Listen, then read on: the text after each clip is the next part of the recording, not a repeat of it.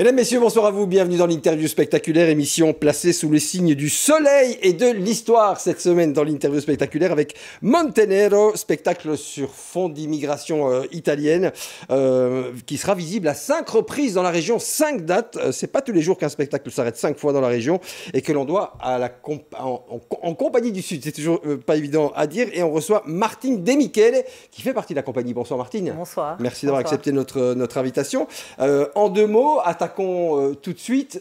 L'ADN de cette compagnie, c'est quoi et quel est votre rôle à l'intérieur de celle-ci? Alors, à l'intérieur de celle-ci, moi, je suis metteur en scène et comédienne, enfin metteuse en scène et comédienne dans la compagnie. Et puis, l'ADN de la compagnie, en fait, c'est des spectacles qui sont alors basés sur en effet la récolte de témoignages, notamment pour justement Montenero et les Fils de hasard, Espérance et Bonne Fortune, mais pas que. C'est aussi le chant qui est l'ADN de la compagnie, c'est-à-dire que ce sont des spectacles qui sont toujours entourés, encadrés par des chants, qu'ils soient de l'humour. Par exemple, on a fait un spectacle qui s'appelait Les Olives Noires, et donc qui étaient des reprises de chants traditionnels, pas traditionnels, mais de chants de variété qu'on réécrivait. Donc c'était vraiment de l'humour. Et puis Montenero, c'est en effet du chant traditionnel que Alberto Di Lena, notre meneur de chant, réarrange. Donc voilà, l'ADN de la compagnie, ce sont des témoignages, des récits, de la narration et des chants autour de... Pas toujours sur fond d'immigration italienne. Pas toujours sur fond d'immigration italienne. Alors ici, celui-ci, on est en plein dedans, mais sous l'angle des femmes, on va le détailler tout de suite. Donc pour résumer, 3 comédiennes, une guitare, un accordéon, des histoires et des chants qui viennent de loin, c'est bien résumé? C'est bien résumé, c'est ça, Montenero. Oui, c'est ça, Montenero. Voilà. C'était vraiment l'envie aussi d'aller à la rencontre de ces femmes qui sont venues, évidemment, suite aux accords Charbon en 1946, parce que souvent l'histoire, elle s'est arrêtée sur l'histoire des hommes, des mineurs, et en tant que jeune comédienne, comme j'avais joué dans un spectacle qui était l'histoire de ces hommes-là, on y reviendra plus tard. La question c'était, mais les femmes, est-ce qu'elles n'ont été qu'un soutien pour ces hommes-là? Je pensais que non. Et donc avec mes collègues comédiennes, c'est-à-dire Valérie Kurevic et Sandrine Bergo, on est partis à la rencontre de ces femmes-là. Et là, on a découvert des récits tout à fait singuliers, des histoires de femmes avant tout, de femmes qui avaient envie de s'émanciper, d'histoires compliquées. Et c'est ça qu'on a voulu mettre au plateau autour de chants. Donc c'était en effet de rendre visible l'histoire de ces femmes qui étaient à visibiliser. Parce que c'est vrai, cet exil, cette épopée incroyable de l'immigration italienne, on parle souvent des hommes, mais rarement des femmes, ou alors dans leur rôle de mère simplement, ou on va dire de chef de famille, mais elles ont eu une vie avant aussi. Elles ont eu une vie avant, une vie compliquée parce que c'était des vies rudes dans leur village, et puis l'envie en effet de voir tous ces hommes qui partait, et une d'entre elles dit « mais moi je voulais aussi avoir ma part, essayer quelque chose » et donc de suivre le trajet de ces hommes, mais seule, elle est partie seule découvrir la Belgique, travailler en Belgique. Une autre, ça a été un mariage forcé, ça aussi ça a été un moment très particulier pour nous parce qu'on se dit que on fait partie d'une immigration réussie, un peu idéale, et on oublie Mais non, en Italie, il y avait aussi des mariages forcés, et donc on a rencontré une dame qui nous a raconté tout son parcours qui était compliqué, et puis le parcours aussi de ma maman, que je connaissais très peu, parce qu'à 35 ans, je me suis dit, mais je ne connais pas bien l'histoire de ma maman. Ça permet de se redécouvrir, en fait. De se redécouvrir, puis de se rendre compte aussi que nos parents et nos grands-parents ont fait tout pour nous protéger de cette histoire-là.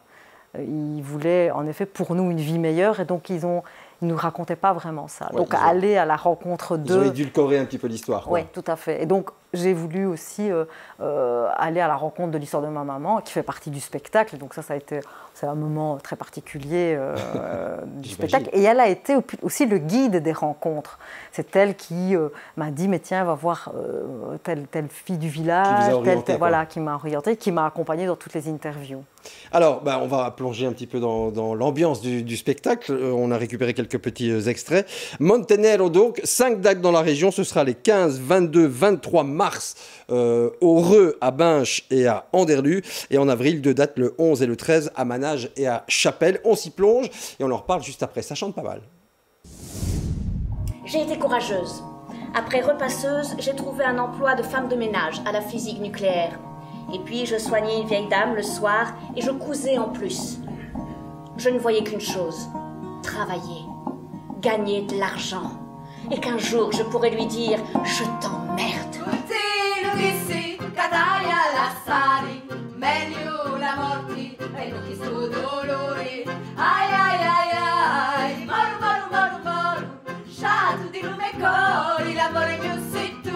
On était plein d'enfants à travailler dans les champs et on s'amusait beaucoup. Et parfois, il y avait des chanteurs qui venaient au village et qui nous chantaient des histoires vraies.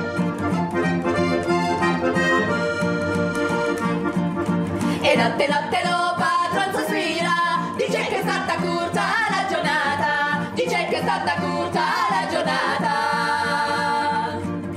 Si tu padrone mio non sospirate, quello che non si è fatto lo farete, quello che non si è fatto lo farete. On aborde la mise en scène, elle est simple, sobre, c'est clair. C'est une volonté aussi pour laisser la place à ces témoignages qui ont une force en eux-mêmes, c'est ça? Oui, oui, oui.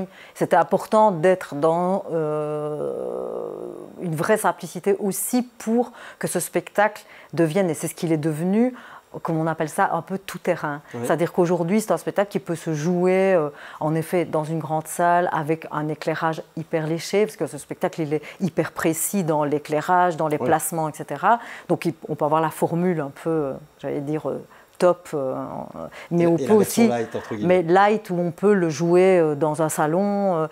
C'était vraiment la volonté, on avait cette volonté-là, c'est-à-dire d'être très modulable, et donc c'est ce qui va se passer en fait là en mars et en avril. Quand on voit les dates, les salles sont tout à fait différentes. Tout à fait différentes, et c'est ça qui est génial pour nous, c'est qu'après ça n'est plus une source d'angoisse pour nous, justement. Oui, et finalement, l'impression de ne pas rejouer la même chose au même endroit devant un public bien installé dans un théâtre. Non, non, et puis c'est ça, Montenero, ça fait plus de 17 ans qu'on le joue, et à un moment donné, on est obligé de... C'est chaque fois, alors ça va faire un peu artiste, mais c'est chaque fois une première, mais c'est vrai. C'est-à-dire comment, toutes les trois, à chaque fois, et tous les cinq, on se dit, mais il y a une magie dans ce spectacle qui fait qu'on redécouvre d'autres moments. On essaye aussi, on est constamment en travail. Une nouvelle expérience à chaque fois. À chaque fois. Et puis la proximité du public change aussi les choses, non? Oui, et puis les interventions aussi des gens. Ouais. Aujourd'hui, on n'est plus non plus gêné ou angoissé de ça. C'est-à-dire le public peut parfois intervenir, parce que ce n'est pas du public qui a l'habitude de venir au théâtre qui vient voir nos spectacles, et on s'en réjouit. Donc forcément, il y a parfois une interaction très étrange avec nous, mais c'est ça aussi qu'on aime dans le travail qu'on fait à côté, avec justement les ateliers chant qu'on mène à côté de nos projets. À chaque fois. Parfaite transition, Martine. Je crois que vous avez lu mes notes. On l'a vu, ça chante gaiement. Vous avez organisé en effet des ateliers chant qui sont ouverts aux citoyens, où ils peuvent apprendre les chansons du spectacle parce que vous les laissez chanter durant le spectacle. Et on était venu vous rencontrer. Vous aviez fait ça à la Louvière en décembre 2021. Thomas Cateau était venu à votre rencontre. On se replonge un tout petit moment dedans avec donc le chef de la chorale.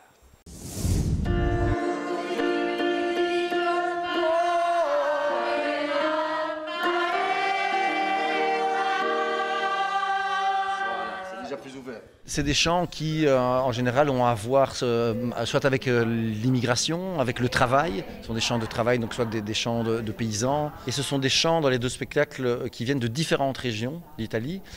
Puisque comme l'immigration italienne qui est venue en Belgique, elle venait de différentes régions et chacune de ces régions avait son patois, son dialecte, sa propre langue.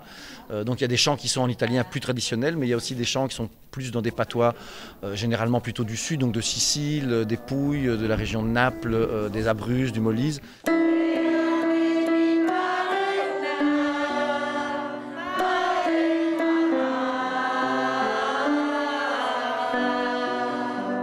Ce qu'on trouvait vraiment particulièrement intéressant, c'était que ça visait aussi à mettre en valeur l'histoire des femmes en lien avec l'immigration italienne. Et c'est pour ça qu'aussi on voulait participer pour mettre en avant ces histoires de femmes qui sont trop invisibilisées, quoi.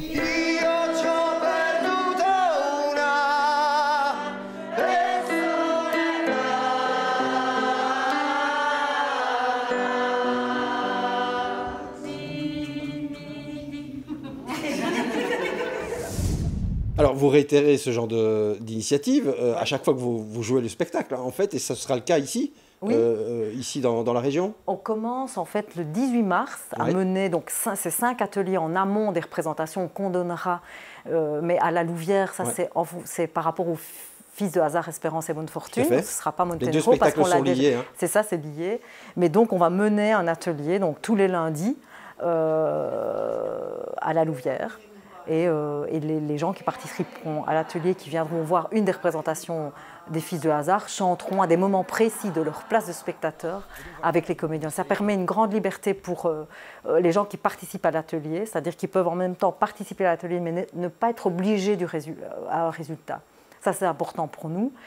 Et puis de vivre un moment particulier, c'est-à-dire en connexion avec les comédiens. Et je pense que c'est des moments qui sont, pour nous, très riches dans la richesse, en tout cas, même du spectacle. Et donc c'est ouvert à tous?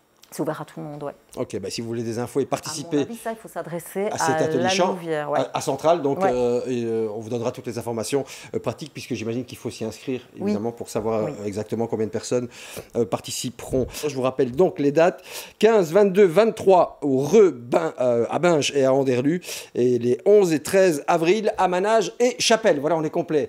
Je vous avais prévenu, Martine, autre interview maintenant, on se quitte quelques secondes et on revient tout de suite.